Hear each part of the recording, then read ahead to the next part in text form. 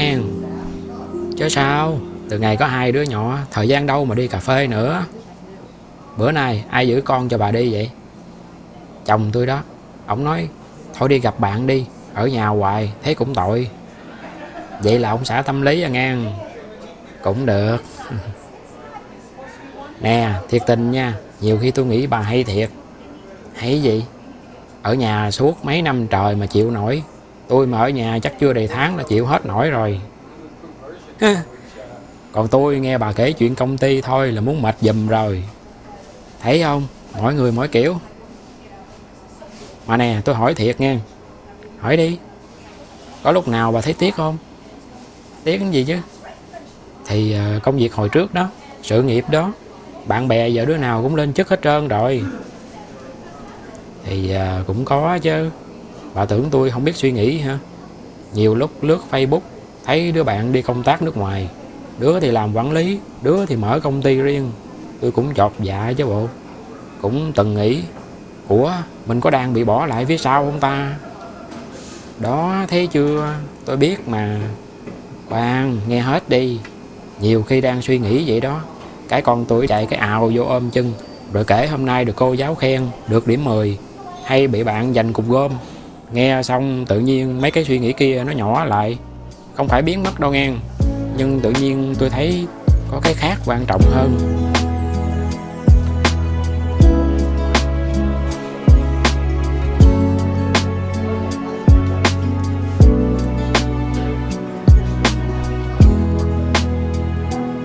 Nghe giống như bà đang đánh đổi. Thì đúng rồi, mà tôi nghĩ phụ nữ nào cũng đang đánh đổi hết. Khác nhau ở chỗ đánh đổi cái gì thôi. Câu đó nghe đau ghê đó bà. Mà đúng thiệt, tôi cũng đang đánh đổi nè. Bà mà đánh đổi cái gì? Bà tưởng đi làm là sướng hả? Tăng ca tới 8-9 giờ đêm, về tới nhà con ngủ mất tiêu. Nhiều khi mở điện thoại thấy chồng gửi hình con đang ăn cơm, tự nhiên thấy mắc nợ dữ lắm. Hiểu. Có lúc tôi cũng tự hỏi, mình đang kiếm tiền cho ai? Mình cực như vậy để làm gì? Nếu đổi bằng tuổi thơ của con thì có đáng không? Vậy sao bà vẫn đi làm? Vì tôi thích. Nghe ích kỷ không? Tôi thích cảm giác sáng thức dậy có việc để làm, thích cảm giác giải quyết được vấn đề, thích học thêm cái mới, đang tiến bộ, đang lớn lên. Nhiều khi làm xong một dự án mệt muốn chết, mà nhìn lại thấy đã lắm. Kiểu như hôm nay mình cũng làm được cái gì đó cho ra hồn. Thiệt ra tôi cũng hiểu, người ta cứ nghĩ phụ nữ đi làm là mê tiền. Đâu phải. Chính xác, tiền nó quan trọng, nhưng đâu phải tất cả. Con Mai bà nhớ không? Con Mai học chung lớp mình hồi cấp 3 đó hả? Nó đó, chồng giờ kiếm tiền dữ lắm, nhà cửa đầy đủ hết, mà biểu nghỉ làm là nó không chịu. Nó nói ở nhà 3 tháng chắc nó trầm cảm luôn quá, tại nó mê nghề kiến trúc quá trời. Ừ đó, ngược lại cũng vậy, người ta cứ nghĩ phụ nữ ở nhà là muốn được nuôi, nghe cũng buồn cười. Ừ, nhiều người nghĩ ở nhà là sướng. Sướng cái con khỉ á. Sáng dậy lo ăn sáng, đưa con đi học, đi chợ, nấu cơm, giặt đồ, dọn nhà, rồi đón con, kèm nó học, tắm cho nó ngủ. Ngày nào cũng vậy hết. Không có cuối tuần, không có thưởng cuối năm, không có đơn xin nghỉ phép luôn. Nghe thôi là thấy đuối hả bà? Mà cái nghề này nó lạ lắm, làm tốt thì ít ai thấy, nhưng chỉ cần quên một chuyện là ai cũng thấy hết. Bà nói làm tôi nhớ má tôi hồi xưa, suốt ngày lo cho chồng con. Hồi nhỏ tôi đâu có hiểu, lớn lên mới thấy bà cực thiệt. Nội trợ nhiều khi giống như người đứng sau sân khấu vậy đó. Khán giả chỉ thấy vở diễn thôi, ít ai thấy người phía sau chạy tới chạy lui lắm.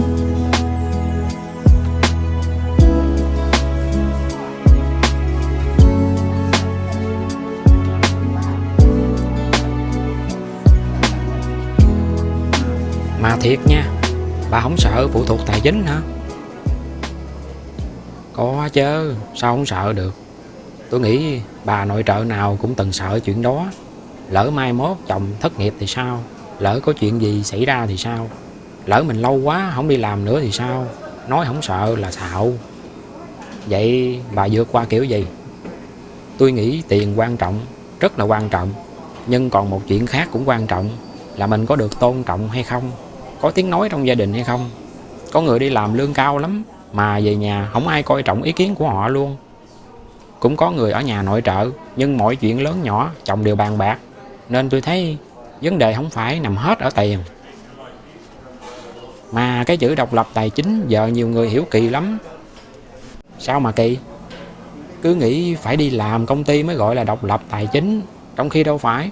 Con chị họ tôi ở nhà nội trợ đó mà quản lý tài sản cả gia đình, đầu tư, kinh doanh online, tính toán tiền bạc còn giỏi hơn chồng.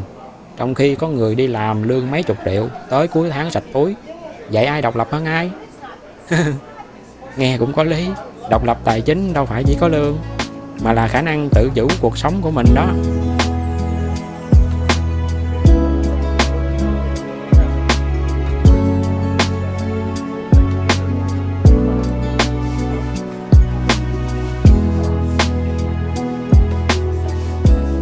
Bà biết điều tôi sợ nhất là gì không? Gì? Là một ngày nào đó mình không còn giá trị nữa. Con lớn, không có cần mẹ nhiều như bây giờ. Bạn bè ai cũng có công việc riêng, còn mình thì đứng yên. Sợ thiệt đó nha. Mà người đi làm cũng có nỗi sợ riêng à. Ví dụ coi, sợ bị thay thế, sợ mất việc, sợ già đi, sợ một ngày nhìn lại thấy mình kiếm được tiền thiệt đó mà bỏ lỡ quá nhiều thứ. Nói thiệt, đôi khi tôi ganh với bà. Ganh gì trời? Ganh vì bà được chứng kiến tuổi thơ của con bà. Mấy cái khoảnh khắc đó có tiền cũng không có mua lại được. Còn tôi nhiều khi lại ganh với bà. Tôi ganh cái cảm giác được đi làm, được gặp người này người kia, được học cái mới, được có thành tựu riêng. Vậy là hai đứa mình ngồi ganh nhau hả? Chắc là vậy á.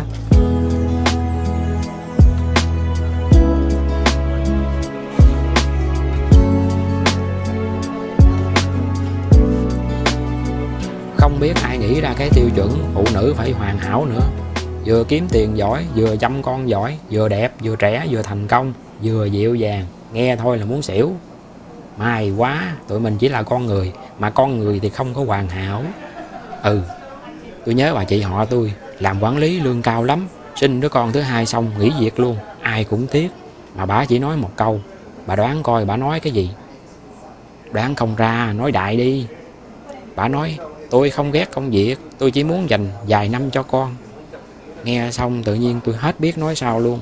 Tại bà nói trúng tim đen của tôi luôn mà. Tôi thì có cơ bản ngược lại. Con lớn rồi, chồng cũng khá giả, mà bà vẫn đi làm. Tại bà mê nghề, nghỉ làm còn buồn hơn đi làm. Nói đi nói lại, tôi thấy chẳng có con đường nào hoàn hảo hết trơn. Chỉ có con đường phù hợp thôi. Có người hợp đi làm, có người hợp nội trợ, có người ở nhà vài năm rồi đi làm lại, có người vừa kinh doanh vừa chăm con, có người chọn cả hai luôn. Cuối cùng tôi thấy vấn đề không phải phụ nữ nên đi làm hay nên ở nhà, mà là họ có được quyền chọn hay không, và có được tôn trọng lựa chọn đó hay không nữa. Chính xác.